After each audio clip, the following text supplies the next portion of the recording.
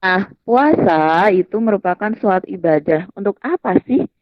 Untuk menahan diri dari makan, minum, dan menahan semua hal yang bisa membatalkan puasa. Dari terbitnya fajar sampai terbenamnya matahari. Itu kalian sudah jelas ya, harusnya ya anakku. Ya. Nah, dalam suatu buku konseling pun dijelaskan tentang puasa itu merupakan latihan untuk kalian menahan nafsu syahwat dan mendorong seseorang untuk berbuat baik, baik berdasarkan perkataan, perbuatan, melatih kesabaran, tanggung jawab, dan memecahkan suatu permasalahan. Nah, apa saja sih hal yang akan terjadi saat kita berpuasa? Kalian mengalami apa, nak? Selama ini mengalami apa saat berpuasa? Adakah yang merasa mengalami penurunan asupan makanan atau adakah yang merasa makan lebih sedikit? Ada enggak? Iya, Bu. Oke, kenapa sih kalian itu makannya lebih sedikit sebenarnya? Karena terjadi perubahan pola dari kalian makan. Biasanya kalian makan itu biasanya 2, 3 kali sehari. Kalian harus makan dua nah 3 kali sehari dan sekarang harus makan 2 kali sehari. Nah itu akan membuat kalian mengalami perubahan tubuh kalian, perubahan cara kalian makan dan besarnya asupan yang kalian konsumsi. Terus waktu saat kalian sahur itu biasanya adalah waktu di mana kalian belum melakukan sarapan, belum melakukan makan besar. Itu biasanya kalian akan mengalami malas untuk makan dan akhirnya mengurangi asupan makanan kalian. Nah, ada juga yang akhirnya kalian itu saat berbuka, kalian itu mengalami makan yang amat banyak karena merasa harus mencukupi semua makanan yang sudah habis tadi, seperti itu. Itu yang membuat kalian akan mengalami perubahan asupan makanan. Nah, perubahan dari asupan makanan itu akan membuat perubahan dari tubuh kalian. Nah, perubahan dari metabolisme tubuh yang biasanya pada saat normal kalian tahu ya bahwa kalian itu menggunakan sumber energi dari mana sih? Dari glukosa, ya kan? Nah, saat kalian berpuasa, kemudian glukosa kalian itu sudah habis. Nah, energi itu kalian dapat dari mana? Dari glukogen atau glukosa dalam dalam apa nah? Glukogen dalam apa? Dalam otot. Nah, pemecahan otot ini juga akan apa ya, nah? Itu adalah salah satu cadangan energi. Jadi, saat kalian itu memakai cadangan energi untuk melakukan aktivitas, maka akan menurunkan berat badan kalian. Selain itu, cadangan energi yang lain selain glikogen adalah lemak. Jadi saat lemak dipecah untuk melakukan aktivitas tubuh kalian, maka badan kalian itu akan mengalami penurunan. Gitu ya. Karena lemak yang biasanya saat kalian menimbang eh berat badan itu terdiri dari apa sih, anakku? Dari lemak, dari otot, seperti itu. Saat itu kurang, maka timbangan kalian juga akan berkurang. Selain itu, juga ada juga yang membuat terjadi penurunan, yaitu penurunan itu yang bawah ya, nak. Penurunan cairan tubuh. Penurunan cairan tubuh atau asupan cairan itu juga menyebabkan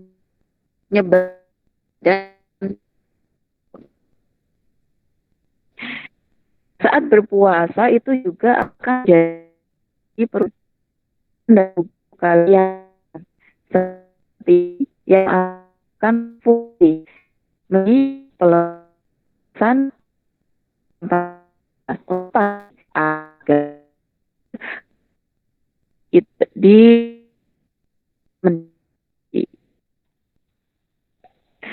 kemudian produksi dari asam lambung juga menurun saat berpuasa. Kenapa? Karena kalian tidak melakukan proses pencernaan makanan selama berpuasa. Nah, saat berpuasa itu juga akan terjadi penahanan produksi dari insulin dari pankreas, yang itu akan menyebabkan pelepasan cadangan gula itu dari hati dan otot.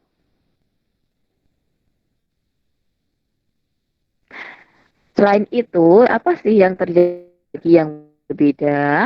Pada bagian pencernaan kalian, itu kontraksi usus halus juga berkurang karena tidak melakukan pencernaan makanan. Nah, kalian harus apa agar semua organ kalian walaupun terjadi perubahan, kalian tetap dalam keadaan baik, tidak mengalami gangguan kesehatan, maka kalian harus menyiapkan itu semua.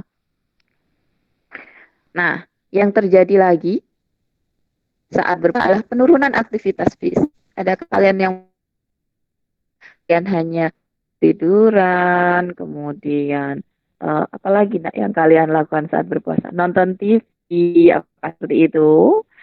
Nah, ada suatu penelitian, kalau ini di mahasiswa yang sebenarnya dia di mahasiswa PJK atau kesehatan jasmani ya, itu kan biasanya mereka akan melakukan olahraga secara rutin.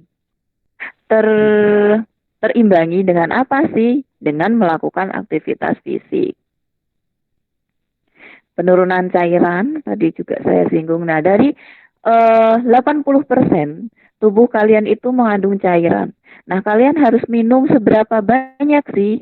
Minum minimal itu 8 gelas per hari, yang 8 gelas itu satu gelasnya setara dengan 250 ml. Nah,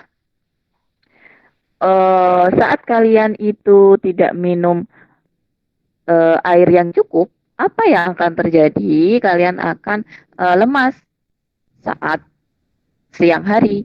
Kalian mengalami dehidrasi atau kekurangan cairan. Karena apa? Kalian itu tidak makan dan minum saat berpuasa selama berapa sih? Kurang lebih 12 jam ya anak-anakku ya. Nah, ada anjuran untuk kalian minum air putih. Itu ada pola 2-4-2. 2 maksudnya apa sih? Kalian minum 2 gelas saat berbuka puasa. Nah, di situ saat berbuka puasa kalian minum air putih pertama, kemudian selang berikutnya minum lagi. Kemudian 4. 4 itu kapan sih? 4 adalah saat makan malam, yaitu 1 sebelum makan besar, 2 setelah makan besar, 1 setelah tarawih, dan 1 lagi sebelum kalian tidur. Kemudian kemudian minum air putih lagi setelah kapan? 2 gelasnya itu kapan? Yaitu saat kalian sahur. 2 gelas misalkan bangun tidur. Kemudian sebelum makan sahur. Nah, untuk apa sih sebenarnya semua itu? Untuk apa sih kalian harus minum air putih sebanyak itu? Dan biasanya kalian akan sulit prakteknya ya anak-anakku.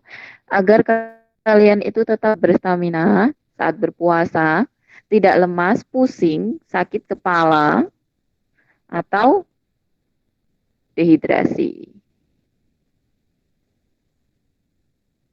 Nah, lanjut nak anakku.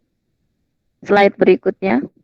Nah, di situ tertulis weight atau berat badan. Nah, berat badan kalian itu bisa sebenarnya mengalami naik atau turun. Tergantung dari sebenarnya apa sih yang kalian konsumsi, seberapa banyak yang dikonsumsi, dan apa yang aktivitas kalian untuk menurunkan atau mengeluarkan apa yang kalian konsumsi. Nah, lanjut nak. Setelah itu, nah, ini adalah uji literasi yang saya lakukan untuk menjawab pertanyaan dari tema hari ini. Yang pertama, tahun 2012 itu ada suatu penelitian oleh Bernam meneliti tentang apa sih Islamic fasting and weight loss systematic review and meta-analysis. Nah, di sini berarti Berman ini tidak melakukan penelitian secara langsung ya anak-anakku. Meta-analysis itu apa sih? Meta-analisis dan systematic review itu adalah suatu penelitian dengan kalian tidak melakukan data secara langsung atau turun lapangan secara langsung. Nah, kalian hanya apa? Melihat dari artikel-artikel yang sudah ada sebelumnya, kemudian dikaji artikel itu, tapi artikel ini adalah sesuai dengan tema yang diambil ya. Misalkan ini, berarti yang diambil oleh Berman ini adalah tentang Islamic fasting atau puasa Ramadan dengan penurunan berat badan. 35 negara. Di 35 tempat yang ada di Asia Barat, Asia Timur, Amerika Utara. Subjeknya siapa sih? Subjeknya merupakan orang dewasa dalam keadaan sakit. Nah, hasilnya bagaimana di situ? Hasilnya ternyata ada penurunan berat badan yang terjadi kurang lebih selama 2 minggu setelah setelah Ramadan. Jadi terjadi penurunan berat badan. Saya ingin bertanya, Bu. Apa, Danur? Ini mungkin agak sedikit keluar konteks ya, Bu. Kalau misalkan kita ingin, biasanya kalau puasa itu kan di pas lebarannya kita lebaran ya, Bu. Dan biasanya perutnya mungkin maju dikit lah. Nah, itu biar kalau misalkan kita mau naikin berat badan, cuman biar nggak buncit itu gimana ya? Kamu mau menaikkan berat badan, tapi tidak mau bentuknya seperti magicom di tengah gitu ya. Nah, kalau kayak gitu berarti yang kamu naikkan apa sih? Yang kamu naikkan adalah massa otot. Gitu. Nah, kenapa atlet-atlet itu kalau ditimbang berat badannya dan diukur IMT-nya itu tidak boleh atau tidak bisa melihat status gizinya itu dari IMT? Karena berat mereka itu lebih banyak dari massa otot. Nah, jadi tidak bisa untuk melihat status gizinya dari berat badan gitu. Nah, saat kalian mau meningkatkan berat badan namun tidak mau bentuk tubuhnya jadi aneh gitu ya, jadi terlalu gendut, itu jadi yang ditingkatkan adalah massa ototnya gitu. Dengan apa? Dengan kalian melakukan aktivitas fisik gitu. Aktivitas fisiknya seperti apa sih? Kalau misalkan bentuk otot di lengan gitu ya, itu berarti kalian seperti apa namanya? Nak? Saya tuh nggak tahu namanya yang bentuk angkat beban itu loh. Tuh. Ibu, saya ingin bertanya, Bu. Gimana? Tadi kan puasa itu bikin BB turun, tapi banyak yang bilang juga katanya puasa juga dapat bikin BB naik karena kebanyakan orang berpuasa itu sehabis sahur akan langsung tidur dan kebanyakan mereka ngemil malam, makan malam, terus habis itu juga tidur. Jadi bagaimana itu ya? Ya, jadi sebenarnya memang dari lebih banyak mengacu pada berat badan. Namun sebenarnya ada juga yang akan mengalami kenaikan berat badan. Kenapa? Karena itu tadi makan gula sederhana atau karbohidrat sederhana atau yang tinggi energi pada malam hari dan setelah itu tidur tanpa melakukan aktivitas fisik yang itu akan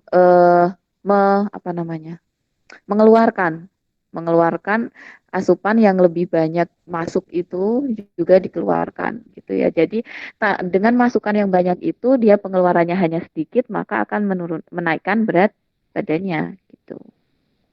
Gitu ya. Jadi memang sebenarnya berat badan ya secara teori memang seperti itu. Jadi kenapa sih berat badan itu bisa naik ya karena tidak ada balance antara masukan dan pengeluaran seperti itu. Gitu ya. Terus itu ada yang nanya yang di chat itu gimana itu, Nak? Baik, Bu, terima kasih. Selanjutnya ada yang bertanya dari Lutfi Fatihah. Perkenalkan, nama saya Lutfi Fatihah Mukaromah, angkatan 2021. Saya ingin bertanya, kan biasanya kalau buka puasa identik dengan es sama gorengan. Apakah itu baik untuk kesehatan, Bu? Oke. Nah, sebenarnya itu memang kurang baik ya. Contohnya ya es.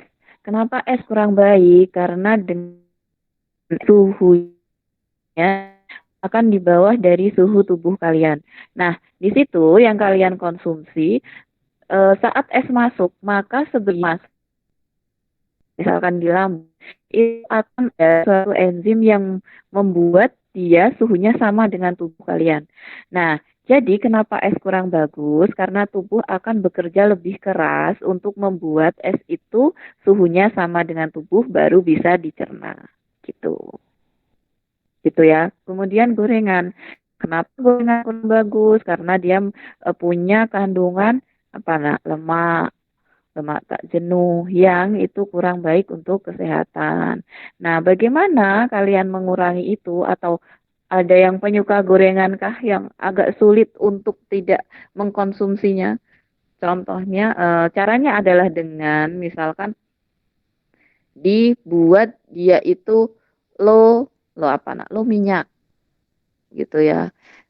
Bagaimana cara membuat low minyak? Misalkan kalian menggorengnya itu lebih kering, kemudian ditiriskan dulu. Nah, jangan membuat mendoan. Kalian tahu mendoan nggak? Mendoan itu adalah gorengan yang tidak full mateng ya, nak ya. Jadi kayak setengah mateng, amat sangat banyak minyaknya.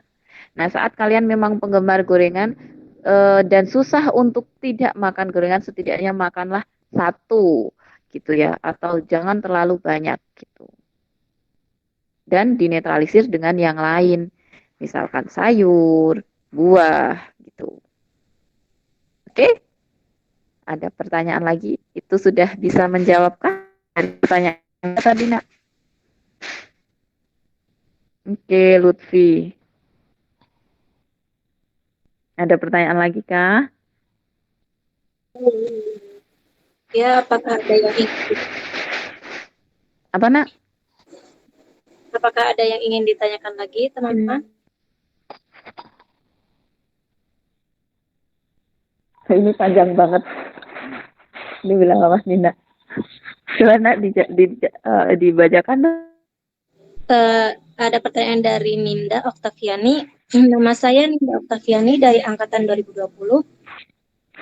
Ingin bertanya, bagaimana cara menjaga asupan nutrisi dalam tubuh agar tubuh tetap dalam kondisi fit selama puasa, apalagi mengingat saat ini sedang dalam masa pandemi COVID-19, Bu. Cara menjaga asupan atau nutrisi di dalam tubuh selama puasa mengingat sedang dalam pandemi COVID-19, Bu. Terima kasih. Nah, oke. Ini juga memang dalam masa pandemi ya, dan kalian harus menjaga kesehatan kalian dengan cara bagaimana kalian, oke ini pasti semester 2 ya, kalian pasti belum bisa menghitung tentang kebutuhan asupan per tubuh kalian. Nah, apa yang saya sarankan, kalian lihatlah atau bacalah atau lihatlah isi buku. Nah, di situ yang bisa kalian terapkan. Yang kalian konsumsi adalah seberapa banyak sih karbohidratnya, adalah sekitar dan tambah dengan sayur, buah, dan apa nak? Di situ apa nak? Kakak tingkat kalian harusnya tahu loh. Gitu ya. Jadi yang kalian konsumsi yang seimbang dan ya itu yang paling gampang adalah dengan melihat isi piringku. Coba kalian kamu lihatlah itu. Gitu ya. Karena kalau saya menerangkan dengan kamu menghitung dengan AKG ini belum bisa gitu ya. Oke. Gitu nak.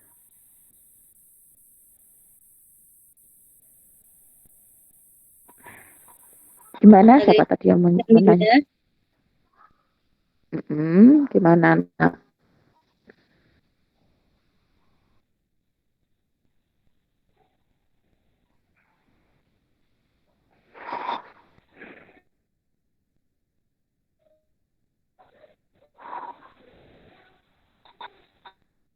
Nah, mana?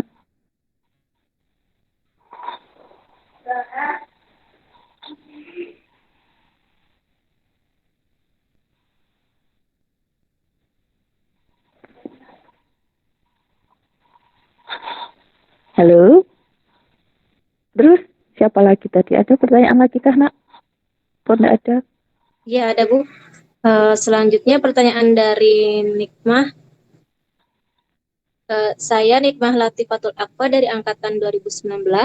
Izin bertanya Bu, di kalangan masyarakat itu kan ada dua kebiasaan ketika buka puasa. Yang pertama, setelah buka puasa langsung makanan berat. Yang kedua, makan makanan ringan dulu, kemudian setelah sholat baru makanan berat. Sebenarnya baik yang mana untuk metabolisme tubuh ya Bu? Terima kasih. Hmm, sebenarnya harus sekarang dulu kali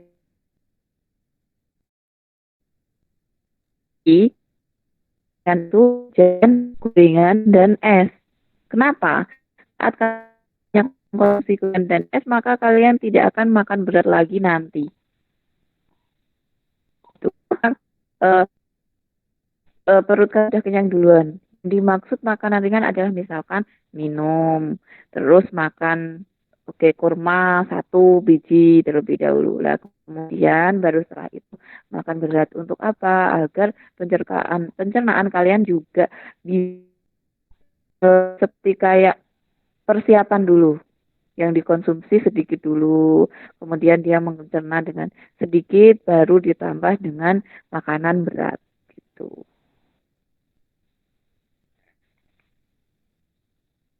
Itu kita mah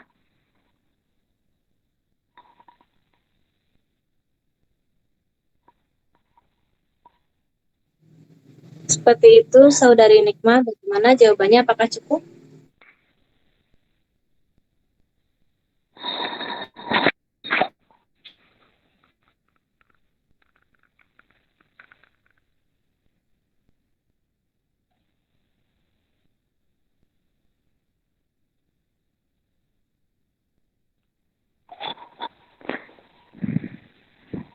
ya sama-sama.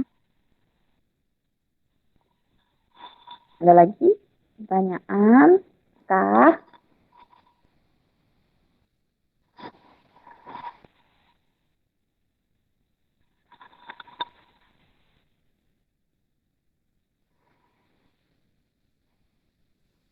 Izin bertanya, Bu. Ya, apa nak? Perkenalkan, saya Pendeta Ramasari. Saya dari angkatan 2019. Pertanyaannya, Bu, kan kalau puasa susah BAB, itu tuh ngaruh ke berat badan atau enggak sih, Bu? Atau cuma kayak, maksudnya ngaruh ke berat badan enggak gitu? Makasih, Bu. Ya, jadi ya ini masalah pencernaan ya anakku ya. Kenapa terjadi konstipasi? Karena kalian kurang mengkonsumsi konsumsi makanan berserat gitu. Apakah itu mempengaruhi berat badan? Tapi itu mempengaruhi kesehatan gitu ya, kesehatan dari pencernaan kalian. Itu. Kenapa? Karena kan feses yang tidak keluar itu kan mungkin hanya berapa ya beratnya ya anakku. Nggak mungkin juga 1 kilo kan anakku gitu ya. Jadi saya jawab tidak mempengaruhi berat badan. Gitu. Gitu, Penny? Iya, Bu. Terima kasih. Ya.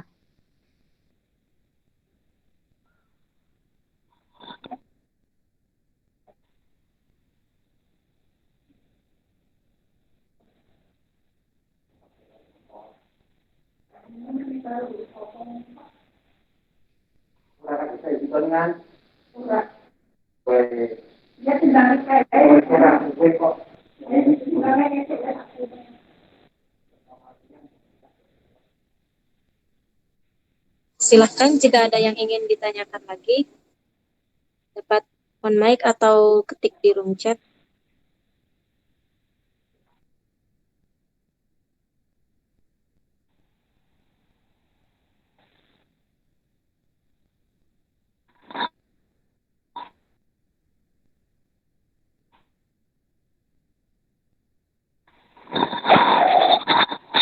Kemudian sebenarnya dari HMJ itu ada kayak emuli gitu.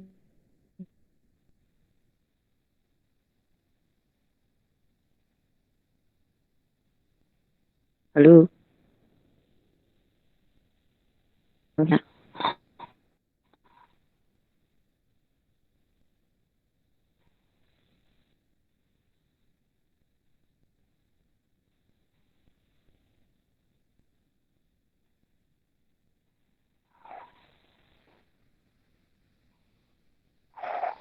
Bagaimana Bu? Suaranya putus-putus tadi Bu. itu punya UKM untuk menulis nulis gitu.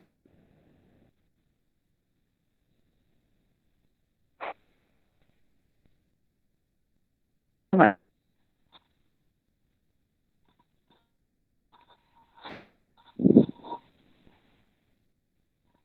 Hmm.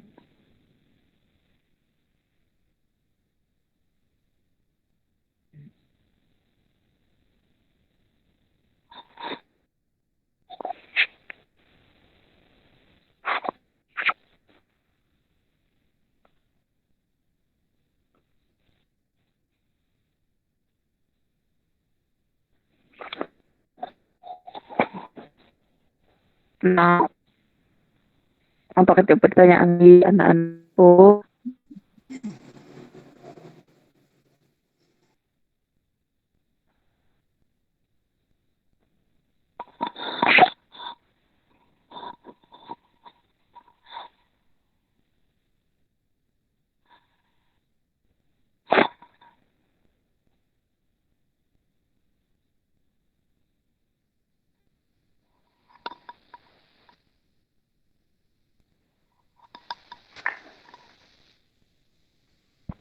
Izin bertanya, Ibu. Apa, Yogi? Bu, perkenalkan saya Yogi dari Angkatan 19. Saya ingin bertanya, saya pernah mendengar statement bahwa kalau makan larut malam itu kan organ pencernaan kita sudah tidak siap atau sudah tidak maksimal menerima makanan. Jadi makanan itu cenderung langsung ditimbun dalam bentuk lemak. Makanya beberapa orang menghindari makan larut malam agar tidak gendut. Nah, yang ingin saya tanyakan itu pada saat pola normalnya sarapan sebelum jam 9, malam sebelum jam 8. Nah, untuk saat puasa ini, kan kita sahur mulai dari jam 3 ya Bu, sampai mungkin sekitar setengah 5.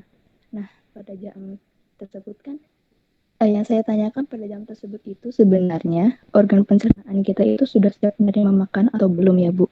Dan Ibu kan tadi sudah menjelaskan juga, pada saat sahur itu cenderung kita malas makan ya Bu. Dan pertanyaan selanjutnya, untuk mengatasi hal tersebut itu bagaimana ya Bu? Terima kasih.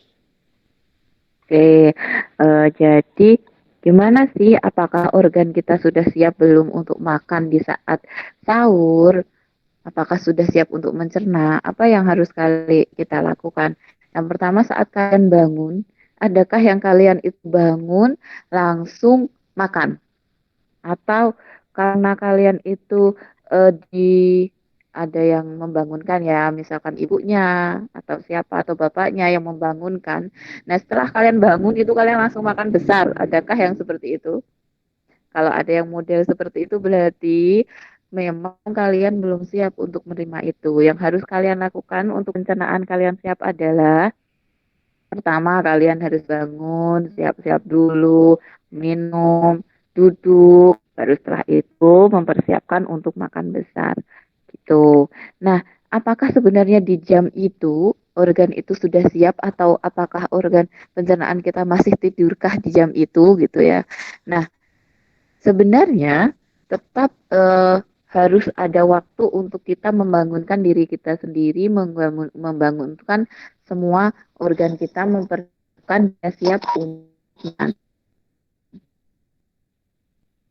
Kalau kalian itu posisinya dalam posisi tidur, itu memang masih kecuali bagian penyerapan makanan. Penyerapan makanan itu terjadi saat hari, saat kalian tertidur. Nah, di situ kenapa memang ada anjuran tidak makan malam? Karena itu memang sudah menyiapkan untuk dia menyerap, bukan lagi untuk mencerna makanan. Jadi kenapa tidak dicerna malam saat makan? Kenapa akhirnya menjadi lemah? Karena dia tidak dicerna secara maksimal. Gitu. Yogi? Iya, baik Bu. Sudah jelas, terima kasih. Ya.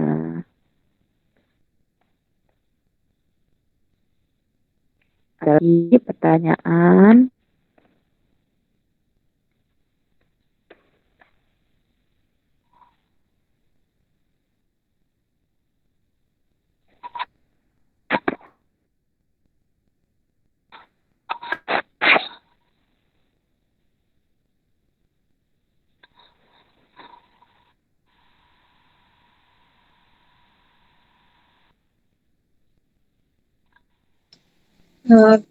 Pada teman-teman, apakah ada yang ingin ditanyakan lagi? Jika tidak, mari kita cukupkan diskusi pada hari ini karena sudah menunjukkan pukul 11.20. Saya akan membacakan resume materi hasil diskusi tentang apakah puasa bikin BB naik atau turun. Yang pertama, hal-hal yang dapat terjadi saat berpuasa yaitu pertama, penurunan asupan makanan karena konsumsi makanan untuk sahur dan berbuka tidak sama dengan hari biasanya.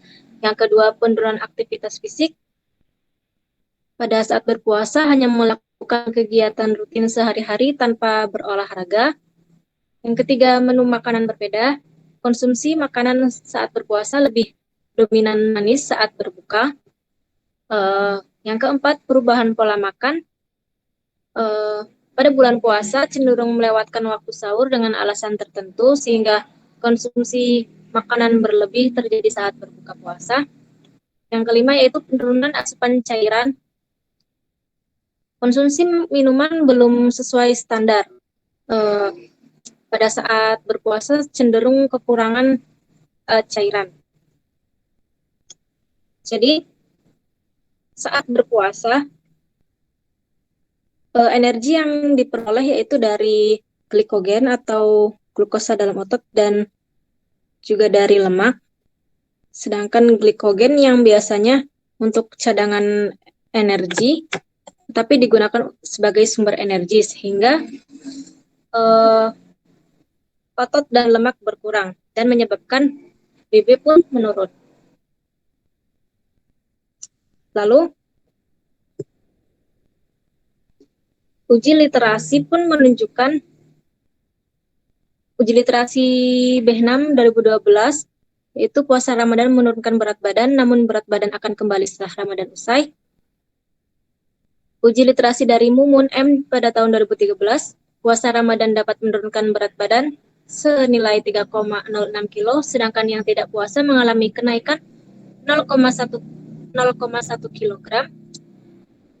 Uji literasi dari Krista A pada tahun 2013, puasa efektif menurunkan berat badan. Johnston menyebutkan pada tahun 2015 yaitu puasa lebih cepat menurunkan berat badan. Pada tahun 2020, Putu A menyebutkan bahwa puasa berselang berpengaruh pada penurunan berat badan pada kelompok yang berpuasa, dan uji L pada tahun 2020 menyebutkan bahwa aktivitas fisik menurun, nafsu makan menurun, dan konsumsi sayur dan buah rendah. Anjuran saat berpuasa yaitu konsumsi makanan dengan gizi seimbang, yaitu gizi yang lengkap. mengandung asupan karbohidrat, lemak, protein hewani dan protein nabati,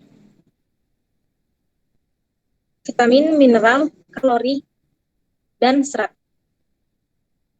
Lalu hindari makanan berlemak, makanan terlalu pedas atau asam, cukup air minum, dan meningkatkan aktivitas fisik. Cukup sekian diskusi gizi pada hari ini. Terima kasih kepada pemateri dan peserta yang telah meluangkan waktunya untuk berpartisipasi pada diskusi ini. Mohon maaf bila ada kekurangan dan atau kesalahan. Mari kita tutup diskusi pada hari ini dengan bacaan hamdalah. Alhamdulillahirrabbilalamin. Wabillahi taufiq wal hidayah. Wassalamualaikum warahmatullahi wabarakatuh.